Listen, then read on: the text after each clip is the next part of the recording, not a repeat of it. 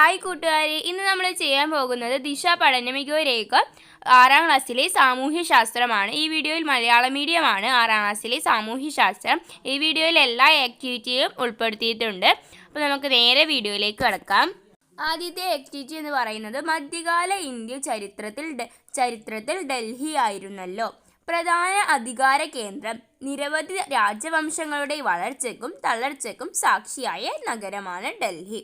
ഇതുമായി ബന്ധപ്പെട്ട് ഒട്ടനവധി ചരിത്ര സ്മാരക ഡൽഹിയിൽ നമുക്ക് ഇന്നും കാണാം. അവയിൽ ചിലതാണ് ചിത്രത്തിൽ തന്നിരിക്കുന്നത്. അവയുടെ പേര് കണ്ടെത്തി എഴുതുക. അപ്പോൾ നമ്മളോട് പറഞ്ഞിട്ടുള്ളത് ഇവിടെ ഒരു 5 ചിത്രം താഴെ കൊടുത്തിട്ടുണ്ട്. ആ ചിത്രങ്ങളൊക്കെ അതിൻ്റെ പേര് എഴുതാനാണ് നമുക്ക് തന്നിട്ടുള്ള ആദ്യത്തെ ആക്ടിവിറ്റി എന്ന് പറയുന്നത്. അപ്പോൾ നമുക്ക് ചിത്രങ്ങൾ ഏതൊക്കെയാണെന്ന് നോക്കിയിട്ട് നമുക്കതിൻ്റെ പേരും കൂടി എഴുതാം. ആദ്യത്തെ ചിത്രം എന്താണ്? ആ ചിത്രം 1 താജ്മഹൽ. രണ്ടാമത്തെ ചിത്രം ഏതാണ്? കുത്തബ് മിനാർ ആണ് രണ്ടാമത്തെ ചിത്രം. മൂന്നാമത്തെ ചിത്രം ഏതാണ്? ചെങ്കോട്ടയാണ്. നാലാമത്തെ ചിത്രം 4 ജുമാ മസ്ജിദ് ആണ്. ചിത്രം 5 എന്താ? ഇന്ത്യ ഗേറ്റ് ആണ്. അപ്പോൾ ഇത് കൂട്ടുകാർക്ക് കാണുമ്പോൾ തന്നെ ഇതിൻ്റെ പേര് മനസ്സിൽ വന്നിട്ടുണ്ടാകും. അപ്പോൾ ഇങ്ങനെയാണ് കൂട്ടുകാർ ഇത് എഴുതേണ്ടത്. അടുത്ത പ്രവർത്തനം 2 ചോദ്യങ്ങൾ നിർമ്മിക്കാം എന്ന് പറയുന്ന ഒരു പ്രവർത്തനമാണ്. അപ്പോൾ നമുക്ക് നമ്മുടെ ടെക്സ്റ്റ് ബുക്കിൽ പാഠഭാഗത്തുള്ള ഒരു ഭാഗമാണ്, ഒരു ഖണ്ഡികയാണ് കൊടുത്തിട്ടുള്ളത്. എന്താണ്? കുത്ബുദ്ദീൻ ഐബക്കിന് ശേഷം അധികാരത്തിലെത്തിയ ഇൽത്തുമിഷ് മുൾട്ടാൻ, ലാഹോർ എന്നീ പ്രദേശങ്ങൾ കീഴടക്കി. തൻ്റെ സാമ്രാജ്യത്തിൽ ഒരു ഏകീകൃത നാണയ വ്യവസ്ഥ നടപ്പിലാക്കി. തങ്ക, ജീത്തൽ എന്നിവയുടെ നാണയങ്ങൾ. മാംലൂക്ക് വംശത്തെ തുടർന്ന് അധികാരത്തിലെത്തിയ ഖൽജി രാജവംശത്തിലെ പ്രധാന ഭരണാധികാരിയായിരുന്നു അലാവുദ്ദീൻ ഖൽജി. അദ്ദേഹം തെക്കേ ഇന്ത്യയിലെയും പടിഞ്ഞാറേ ഇന്ത്യയിലെയും പ്രദേശങ്ങൾ കീഴടക്കി. ഗുജറാത്ത് കീഴടക്കിയതോടെ തുറമുഖങ്ങൾ തൻ്റെ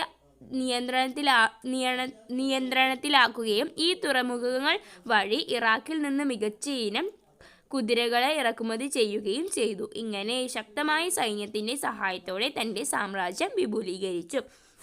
അപ്പോൾ ഇതാണ് നമുക്ക് പാഠഭാഗത്തുള്ളൊരു ഖണ്ഡിക കൊടുത്തിട്ടുണ്ട്. അതിനോടനുബന്ധിച്ചിട്ടുള്ളൊരു കൊടുത്തിട്ടുണ്ട് താഴെ. മുകളിൽ തന്നിരിക്കുന്ന വായനാ സാമഗ്രി വായിച്ച് സോഷ്യൽ സയൻസ് ക്ലബ്ബ് നടത്താൻ തീരുമാനിച്ചിരുന്ന ക്വിസ് മത്സരത്തിൽ ഉൾപ്പെടുത്താവുന്ന 5 ചോദ്യങ്ങൾ നിർമ്മിക്കാം.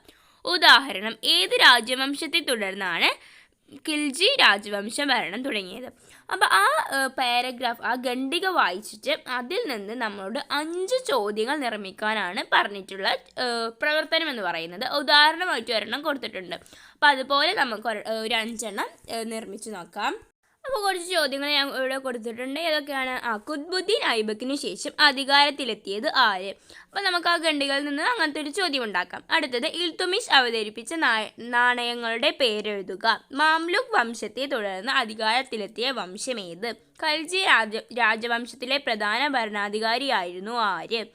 ആരുടെ ഭരണകാലത്തായിരുന്നു ഖൽജി സാമ്രാജ്യം വിപുലീകരിക്കപ്പെട്ടത്? അപ്പോൾ ഇങ്ങനെ ഞാനൊരു 5 ചോദ്യങ്ങൾ തയ്യാറാക്കിയിട്ടുണ്ട്. അപ്പോൾ ഇതുപോലെ കൂട്ടുകാർക്ക് സ്വയം ചെയ്യാൻ കഴിയുന്നുണ്ടെങ്കിൽ അതുപോലെ നിങ്ങളുടേതായിട്ടുള്ള ഭാഷയിൽ നിങ്ങൾ എഴുതിയിട്ട് നിങ്ങൾ ഈ പ്രവർത്തനം പൂർത്തിയാക്കണം. പ്രവർത്തനം 3 മധ്യകാല ഇന്ത്യയിൽ ദക്ഷിണേന്ത്യയിലും പശ്ചിമ ഇന്ത്യയിലും നിലനിന്നിരുന്ന 2 പ്രബല രാജ്യങ്ങളുടെ സാമ്രാജ്യ വിസ്തൃത കാണിക്കുന്ന ഭൂപടങ്ങളാണ് താഴെ തന്നിരിക്കുന്നത്. ഏതൊക്കെയാണ് താഴെ തന്നിട്ടുള്ള ഭൂപടം? ചോള രാജ്യം, മറാത്ത രാജ്യം. മറാത്ത രാജ്യത്തിൻ്റെ അധീനത്തിലുണ്ടായിരുന്ന പ്രദേശങ്ങളായിരുന്നു ഇവിടെ കൊടുത്തിട്ടുള്ളത്. അടുത്തത് ചോള രാജ്യം. അപ്പോൾ ഇങ്ങനെ 2 രാജ്യം പ്രബല രാജ്യ സാമ്രാജ്യ വിസ്തീർണം കാണിക്കുന്ന ഒരു ഭൂപടമാണ് താഴെ കൊടുത്തിട്ടുള്ളത്. ഇതിനോടനുബന്ധിച്ച് എന്താണ് ഇന്ന് ഈ പ്രദേശങ്ങൾ മുഖ്യമായും ഉൾപ്പെടുന്ന സംസ്ഥാനങ്ങൾ ഏതൊക്കെയാണ് കണ്ടെത്തി എഴുതും. അപ്പോൾ ആ ഭൂപടം നോക്കിയിട്ട് ഇത് ഇന്ന് ഏത് സംസ്ഥാനത്തിലാണ് ഇത് നിൽക്കുന്നതെന്ന് കണ്ടെത്തി എഴുതാനാണ് നമുക്ക് തന്നിട്ടുള്ള പ്രവർത്തനം. ഏതൊക്കെയാണ്? തമിഴ്നാട്, ശ്രീലങ്ക, ആന്ധ്രാപ്രദേശാണ് ചോള രാജ്യത്തിൽ. മറാത്ത രാജ്യത്തിൽ തമിഴ്നാട്, മഹാരാഷ്ട്ര. അപ്പോൾ ഇങ്ങനെയാണ് ഈ പ്രവർത്തനം പൂർത്തിയാക്കേണ്ടത്. പ്രവർത്തനം 4 മധ്യകാല ഇന്ത്യ സന്ദർശിച്ച അൽ ബറൂനി എന്ന സഞ്ചാരിയുടെ യാത്രാ വിവരണത്തിൻ്റെ ഭാഗമാണ് താഴെ തന്നിരിക്കുന്നത്. ഈ വിവരണത്തിന് പരാമർശിച്ചുള്ള വിവിധ തൊഴിലുകളും അവയുടെ നികുതിയും പട്ടികപ്പെടുത്തുക. അപ്പോൾ ഇവിടെ എന്താണ്? അൽ ബറൂനി എന്ന് പറയുന്ന സഞ്ചാരിയുടെ യാത്രാ വിവരണമാണ് കൊടുത്തിട്ടുള്ളത്. അപ്പോൾ ഇതിനോടനുബന്ധിച്ചിട്ടുള്ള തൊഴിലുകളും അവയുടെ നികുതിയും പട്ടികപ്പെടുത്താനാണ് നമുക്ക് പ്രവർത്തനം 4 തന്നിട്ടുള്ളത്. അപ്പോൾ നമുക്ക് ആദ്യം അൽ ബറൂനി എന്ന് പറയുന്ന സഞ്ചാരിയുടെ യാത്രാ വിവരണം ഒന്ന് വായിച്ചു നോക്കാം.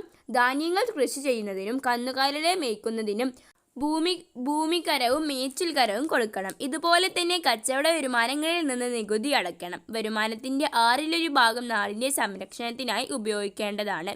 അൽബറൂനി. അപ്പോൾ ഒരു ചെറിയ യാത്രാ വിമാനത്തിന്റെ ഒരു ചെറിയ ഭാഗം മാത്രമാണ് ഇവിടെ കൊടുത്തിട്ടുള്ളത്. അപ്പോൾ അന്നത്തെ കാലത്തുള്ള ജോലികളൊക്കെ ഏതൊക്കെയായിരുന്നു? തൊഴിലുകൾ ഭൂമിക്കരവും മെച്ചിൽക്കരവും കൃഷിയും കന്നുകാലി മേക്കലും. അടുത്തത് പ്രവർത്തനം 5. മധ്യകാല ഇന്ത്യയിലെ ഗ്രാമങ്ങളിൽ കൃഷിയോടൊപ്പം കാർഷിക ഉപകരണങ്ങളുടെ നിർമ്മാണവുമായി ബന്ധപ്പെട്ട് പല കൈത്തൊഴിലും നിലനിന്നിരുന്നു. അതിൽ അഞ്ചാമത്തെ പ്രവർത്തനത്തിലെ 3 ചെറിയ ക്വസ്റ്റ്യൻസ് ആണ്. എ മധ്യകാലഘട്ടത്തിൽ ഗ്രാമങ്ങളിൽ നിലനിന്നിരുന്ന കൈത്തൊഴിലുകൾ കണ്ടെത്തി എഴുതുക. ഏതെങ്കിലും ഒന്ന് എഴുതുക. ഒരെണ്ണം എഴുതാനാണ് പറഞ്ഞിട്ടുള്ളത്. മധ്യകാല ഗ്രാമങ്ങളിൽ നിലനിന്നിരുന്ന കൈത്തൊഴിൽ. അടുത്ത ചോദ്യം, മധ്യകാല ഇന്ത്യയിൽ ഗ്രാമങ്ങളിലെ കൃഷി നഗരങ്ങളിലെ നെയ്ത്ത് വ്യവസായത്തെ സ്വാധീനിച്ചതെങ്ങനെ? അതെഴുതണം. അടുത്തത് സി, മധ്യകാലഘട്ടത്തിൽ വിദേശീയരെ ഇന്ത്യയിലേക്ക് ആകർഷിച്ച ഉൽപ്പന്നങ്ങൾ ഏതൊക്കെയായിരുന്നു? പദസൂര്യൻ രൂപത്തിൽ പൂർത്തിയാക്കുക. അപ്പോൾ പദസൂര്യൻ താഴെ കൊടുത്തിട്ടുണ്ട്. അപ്പോൾ നമുക്ക് ആദ്യം ഓരോന്നിൻ്റെ ചോദ്യങ്ങൾ നോക്കാം. ഇതൊക്കെയാണ് അതിൻ്റെ ഉത്തരം. എ ക്വസ്റ്റ്യൻ്റെ ഉത്തരം എന്താണ്? നെയ്ത്താണ്. ഏതെങ്കിലും ഒരെണ്ണം എഴുതിയാൽ മതി, അതുകൊണ്ട് നെയ്ത്താണ് എഴുതിയിട്ടുള്ളത്. അടുത്ത ചോദ്യം എന്താണ്? മധ്യകാലങ്ങളിലെ ഗ്രാമങ്ങളിലെ കൃഷി നഗരങ്ങളിൽ നെയ്ത്ത് വ്യവസായത്തിനെ സ്വാധീനിച്ചത് എങ്ങനെയെന്നാണ്. അതിൻ്റെ ഉത്തരം എന്താണ്? നെയ്ത്തും മറ്റ് കൈത്തൊഴിലുകളുമായിരുന്നു പട്ടണത്തിലെ പ്രധാനപ്പെട്ട തൊഴിലുകൾ. ഇന്ത്യൻ നെയ്ത്തുകാർ വ്യത്യസ്ത ഗുണത്തിലും നിറത്തിലുമുള്ള വസ്ത്രങ്ങൾ ഉൽപ്പാദിപ്പിച്ചു. പട്ട്, പരുത്തി, കമ്പിളി എന്നിവ കൊണ്ടുണ്ടാക്കിയ വസ്ത്രങ്ങൾ അവയിൽ പ്രധാനപ്പെട്ടവയായിരുന്നു. തുണി നെയ്ത്തിന് പുതിയ ഉപകരണങ്ങൾ ഉപയോഗിച്ചു. നൂൽക്കാനുള്ള ചർക്കവും നെയ്ത്തിനുള്ള തറികളും അവയിൽ പ്രധാനപ്പെട്ടവയായിരുന്നു. തുണികളിൽ ചായ മുക്കുന്നതിന് നിറക്കൂട്ടുകയും ഉപയോഗിച്ച് ഇന്ത്യൻ തുണിത്തരങ്ങൾ ലോകപ്രശസ്തി നേടി. അപ്പോൾ സി ക്വസ്റ്റ്യൻ എന്തായിരുന്നു? മധ്യകാലഘട്ടത്തിൽ വിദേശീയരെ ഇന്ത്യയിലേക്ക് ആകർഷിച്ച ഉൽപ്പന്നങ്ങൾ എന്തൊക്കെയായിരുന്നു? പദസൂര്യൻ രൂപത്തിൽ പൂർത്തിയാക്കുക. നമുക്കിവിടെ പദസൂര്യൻ കൊടുത്തിട്ടുണ്ട്. വിദേശികളെ ഇന്ത്യയിലേക്ക് ആകർഷിച്ച ഉൽപ്പന്നങ്ങൾ 2 അവിടെ കൊടുത്തിട്ടുണ്ട്. ലോഹങ്ങൾ, തുണിത്തരങ്ങൾ. ബാക്കി എന്തൊക്കെയായിരുന്നു? തൂകൽ, ചന്ദനം, രത്നങ്ങൾ, ആനക്കൊമ്പ്. അപ്പോൾ ഇതൊക്കെയാണ് വിദേശികളെ ഇന്ത്യയിലേക്ക് ആകർഷിച്ച ഉൽപ്പന്നങ്ങൾ എന്ന് പറയുന്നത്. പ്രവർത്തനം 6. കൃഷിക്ക് അനുയോജ്യമായ ഭൂപ്രകൃതി സവിശേഷതകളാണ് കേരളത്തിനുള്ളത്. എങ്കിലും നമ്മൾ ഉപയോഗിക്കുന്ന അരി, പച്ചക്കറി, പലവ്യഞ്ജനം എന്നിവയിൽ ഏറിയ പങ്കും നമ്മുടെ അയൽ സംസ്ഥാനങ്ങളിൽ നിന്നാണ് കൊണ്ടുവരുന്നത്.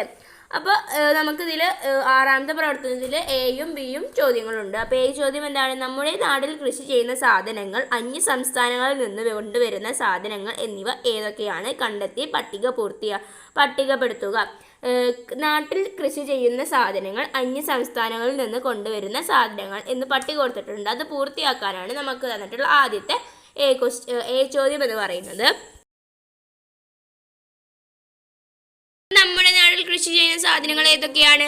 സുഗന്ധവ്യഞ്ജനങ്ങൾ, വാഴ, കാപ്പി, തേയില. അപ്പോൾ ഇതൊക്കെ നമ്മുടെ നാട്ടിലാണുള്ളത്. അടുത്തത് അന്യ സംസ്ഥാനങ്ങളിൽ നിന്ന് കൊണ്ടുവരുന്ന സാധനങ്ങൾ ഏതൊക്കെയാണ്? അരി, പച്ചക്കറി, പയർവർഗ്ഗങ്ങൾ, പൂക്കൾ. ഇതൊക്കെ അന്യ സംസ്ഥാനങ്ങളിൽ നിന്നാണ്. ഇനിയും ഒരുപാട് സാധനങ്ങളുണ്ട്. അപ്പോൾ കൂട്ടുകാർക്ക് വേണമെങ്കിൽ അതും കൂടി ഇതിൽ എഴുതാവുന്നതാണ്. അങ്ങനെ നമുക്ക് അടുത്തത് ബി ക്വസ്റ്റ്യൻ ആണ്. പച്ചക്കറികളും ഭക്ഷ്യധാന്യങ്ങളും ഒക്കെ തന്നെ കൃഷി ചെയ്തോടെ. കൃഷി ചെയ്യുന്നതിന് ആവശ്യമായ അടിസ്ഥാന ഘടകങ്ങൾ ഏതെല്ലാം? പദസൂര്യനായി ചിത്രീകരിക്കുക. അപ്പോൾ നമുക്ക് വേണമെങ്കിൽ ആദ്യം പച്ചക്കറികളും മറ്റു ഭക്ഷ്യസാധനങ്ങളും ഒക്കെ നമുക്ക് തന്നെ വീട്ടിൽ കൃഷി ചെയ്യാം. എന്നിട്ട് നിങ്ങൾ പദസൂര്യനിൽ എന്താണ് സെൻറ്ററിൽ എഴുതിയിട്ടുള്ളത്? കൃഷിക്ക് അടിസ്ഥാനമായ ഘടകങ്ങൾ എന്ന് എഴുതിയിട്ടുണ്ട്. അതിന് ചുറ്റും നമ്മൾ എന്തെഴുതണം? ജലലഭ്യത, മനുഷ്യശക്തി, അനുയോജ്യമായ കാലാവസ്ഥ, വളക്കൂറുള്ള മണ്ണ്. അപ്പോൾ ഇതൊക്കെയാണ് കൃഷിക്ക് അടിസ്ഥാനമായിട്ടുള്ള ഘടകങ്ങൾ എന്ന് പറയുന്നത്. അടുത്ത പ്രവർത്തനം 7 പട്ടികപ്പെടുത്തുക എന്നതാണ്. പട്ടികപ്പെടുത്തുക. മനുഷ്യാവശ്യങ്ങൾ പൂർത്തീകരിക്കാൻ ഉപയോഗിക്കാവുന്നതും കാണുവാനും സ്പർശിക്കാനും കഴിയുന്നതുമായ വസ്തുക്കളാണ് സാധനം. അപ്പോൾ എന്താണ് സാധനം എന്നാണ് അവിടെ കൊടുത്തിട്ടുള്ളത്. അടുത്തത് സേവനം എന്താണെന്നാണ് കൊടുത്തിട്ടുള്ളത്. മനുഷ്യ ആവശ്യങ്ങൾ പൂർത്തീകരിക്കാൻ ഉപയോഗിക്കുന്നതും കാണുവാനോ സ്പർശിക്കാനോ കഴിയാത്തതും അനുഭവിച്ചറിയാൻ കഴിയുന്നതുമായ സേവനങ്ങൾ.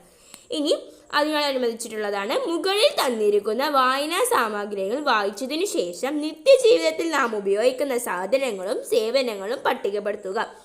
അപ്പം ഇത് രണ്ടും നമ്മൾ വായിച്ചു. എന്താണ് സാധനം, എന്താണ് സേവനം നമ്മൾ വായിച്ചു. അതിനോടനുബന്ധിച്ച് നമ്മൾ നിത്യജീവിതത്തിൽ ഉപയോഗിക്കുന്ന സാധനങ്ങളും സേവനങ്ങളും രണ്ടും തിരിച്ച് പട്ടികപ്പെടുത്താനാണ് നമുക്ക് തന്നിട്ടുള്ള പ്രവർത്തനം. അപ്പം നമുക്ക് നോക്കാം. അപ്പോൾ എന്തൊക്കെയാണ് നമ്മൾ നിത്യം ഉപയോഗിക്കുന്നത് സാധനങ്ങളിൽ? പേന, കസാര, പുസ്തകം, മേശ. അപ്പോൾ ഇതൊക്കെ നിത്യം ഉപയോഗിക്കുന്നതാണ്. ഈ സേവനങ്ങൾ അധ്യാപനം, ഡോക്ടർ, പോലീസുമാർ, ബാങ്ക് ഉദ്യോഗസ്ഥർ. അപ്പോൾ ഇങ്ങനെയാണ് ഈ പട്ടിക പൂർത്തിയാക്കേണ്ടത്. അപ്പോൾ 8ാമത്തെ ചോദ്യം എന്ന് പറയുന്നത് നമ്മുടെ ഈ സ്കൂൾ ഹരിത ക്ലബിൻ്റെ ഉദ്ഘാടനം നടക്കുകയാണ്. നമ്മുടെ കൃഷി ഓഫീസറിനെ ഉദ്ഘാടനത്തിനായി ഹരിത ക്ലബിൻ്റെ ഭാരവാഹികൾ ക്ഷണിച്ചിരിക്കുന്നു. ഉദ്ഘാടന ശേഷം തന്നെ കൃഷികളെ കുറിച്ച് ഒരു അഭിമുഖം സംഘടിപ്പിക്കുന്നുണ്ട് എങ്കിൽ അഭിമുഖത്തിനായി 5 ചോദ്യങ്ങൾ തയ്യാറാക്കിയാലോ? അപ്പോൾ 5 ചോദ്യങ്ങൾ തയ്യാറാക്കാനാണ് നമുക്ക് തന്നിട്ടുള്ളത്. അപ്പോൾ എന്തൊക്കെ ചോദ്യങ്ങൾ ചോദിക്കാം നമുക്ക്? സ്കൂൾ പരിസരങ്ങളിൽ കൃഷി ചെയ്യാൻ അനുയോജ്യമായ വിളകൾ ഏതെല്ലാം? അപ്പോൾ അത് നമുക്ക് നമ്മളോടനുബന്ധിച്ചൊരു നല്ല ചോദ്യമാണ്. അടുത്തത് വിവിധ കൃഷിരീതികൾ ഏതെല്ലാം? വിളകൾക്ക് ബാധിക്കുന്ന രോഗങ്ങൾ എന്തെല്ലാം? എങ്ങനെ നമുക്ക് വളകൾ ശാസ്ത്രീയപരമായി ഉപയോഗിക്കാം? ഏതെല്ലാം രീതികളിൽ നമുക്ക് കീടനിയന്ത്രണം ചെയ്യാൻ കഴിയും? അപ്പോൾ ഇങ്ങനെ ഞാനൊരു 5 ചോദ്യങ്ങൾ തയ്യാറാക്കിയിട്ടുണ്ട്. അപ്പോൾ ഇതുപോലെ നിങ്ങൾക്ക് ഇഷ്ടമുള്ള രീതിയിൽ നിങ്ങൾക്ക് കൃഷിയുമായി അനുബന്ധിച്ചിട്ടുള്ള ചോദ്യങ്ങൾ തയ്യാറാക്കാം. പ്രവർത്തനം 9. ഒരു ഉൽപ്പന്നം നിർമ്മിക്കാൻ സഹായിക്കുന്ന ഘടകങ്ങളെയാണ് ഉൽപാദന ഘടകങ്ങൾ എന്ന് വിളിക്കുന്നത്. ഓരോ ഉൽപാദന ഘടകത്തിൻ്റെയും സവിശേഷതകൾ വ്യത്യസ്തമാണ്. ഉൽപാദന ഘടകങ്ങൾ എന്തെല്ലാം? ഏതെങ്കിലും ഒരെണ്ണം എഴുതുക. അപ്പോൾ ഉൽപാദന ഘടകങ്ങളിൽ ഏതെങ്കിലും ഒരെണ്ണം എഴുതാനാണ് ആദ്യത്തെ ചോദ്യം. അടുത്തത് ഏതെങ്കിലും 2 ഉൽപാദന ഘടകങ്ങളെ കുറിച്ച് കുറിപ്പ് തയ്യാറാക്കുക. ഒരെണ്ണം കുറിപ്പ് തയ്യാറാക്കാനുമുണ്ട്. അപ്പോൾ നമുക്ക് എഴുതി നോക്കാം. അപ്പോൾ ഞാൻ എഴുതിയിട്ടുള്ളത് തൊഴിലും മൂലധനവുമാണ്. അപ്പോൾ മൂലധനം നോക്കാം. ഒരു ഉൽപ്പന്നം ഉൽപ്പാദനത്തിന് ആവശ്യമായ അടിസ്ഥാന സൗകര്യങ്ങൾ ഒരുക്കുന്നതിനും ആവശ്യമായ ഒന്നാണ് മൂലധനം. ഒരു ഉൽപ്പന്നം ഉൽപ്പാദിപ്പിക്കുന്നതിന് ഫാക്ടറി സ്ഥാപിക്കുക, യന്ത്രങ്ങൾ വാങ്ങുക, തൊഴിലാളികൾക്ക് വേതനം നൽകുക, ഉൽപ്പന്ന നിർമ്മാണത്തിന് ആവശ്യമായ അസംസ്കൃത വസ്തുക്കൾ വാങ്ങുക തുടങ്ങിയ വിവിധ ആവശ്യങ്ങൾക്ക് മൂലധനം ആവശ്യമാണ്. എല്ലാ ഉൽപ്പാദന ഘടകങ്ങളെ പോലെ മൂലധനത്തിനും പ്രതിഫലം ലഭിക്കുന്നുണ്ട്. മൂലധനത്തിനുള്ള പ്രതിഫലം പലിശയാണ്.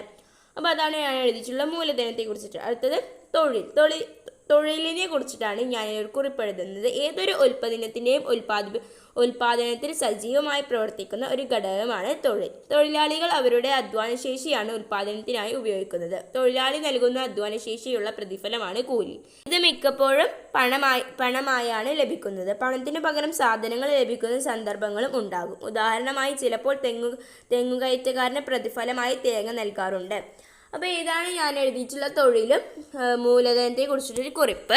അടുത്തത് 10ാമത്തെയാണ്, അവസാനത്തെ പ്രവർത്തനമാണ്. തന്നിരിക്കുന്ന രൂപരേഖയിൽ മധ്യകാല ഇന്ത്യയിലെ പ്രധാന വാണിജ്യ കേന്ദ്രങ്ങൾ അടയാളപ്പെടുത്തുക. അപ്പോൾ നമുക്കൊരു രൂപരേഖ തന്നിട്ടുണ്ട്. അപ്പോൾ അതിൽ ഇപ്പോൾ ഉള്ള സൂറത്ത്, കോഴിക്കോട്, കൽക്കട്ട, ഹംപി, തഞ്ചാവൂർ. അപ്പോൾ ഇതൊക്കെ എവിടെയാണ്? അത് നമ്മളോട് അടയാളപ്പെടുത്താനാണ് പറഞ്ഞിട്ടുള്ളത്. അപ്പോൾ നമുക്കതൊന്ന് അടയാളപ്പെടുത്താം. അപ്പോൾ ഇതുപോലെയാണ് അടയാളപ്പെടുത്തേണ്ടത്. അപ്പോൾ നിങ്ങൾ ഈ വീഡിയോ പോസ് ചെയ്തിട്ട് നിങ്ങൾ മാപ്പ് ശരിക്കും നോക്കിയിട്ട് എവിടെയാണ് എ എന്നുള്ളത് സൂററ്റ്, ബി എന്നുള്ളത് കോഴിക്കോട്, സി എന്നുള്ളത് കൽക്കട്ട, ഡി എന്നുള്ളത് ഹംപി, ഇ എന്നുള്ളത് തഞ്ചാവൂർ. അപ്പോൾ ഇതൊക്കെ എവിടെയാണെന്ന് അതിൻ്റെ എ, ബി അതാണ് കൊടുത്തിട്ടുള്ളത്. അപ്പോൾ അത് നോക്കിയിട്ട് കൃത്യമായിട്ട് നിങ്ങൾ ഭൂപടം വരച്ചതിന് ശേഷം നിങ്ങളിത് ഏത് സ്ഥാനത്താണ് എഴുതി വെക്കണം. അപ്പോൾ ഇത്രയും പ്രവർത്തനങ്ങളായിരുന്നു നമുക്ക് ദിശ വർക്ക്ഷീറ്റ് എന്ന് പറയുന്നത്. ദിശ പഠന മികവ് രേഖ ലേണിംഗ് എക്സലൻറ്റ് റെക്കോർഡ് എന്ന് പറയുന്ന വർക്ക്ഷീറ്റിലുണ്ടായിരുന്നത്. അപ്പോൾ നമ്മളെല്ലാ ആക്ടിവിറ്റീസും പ്രവർത്തനങ്ങളും ഈ വീഡിയോയിൽ ഉൾപ്പെടുത്തിയിട്ടുണ്ട്. Thanks for watching.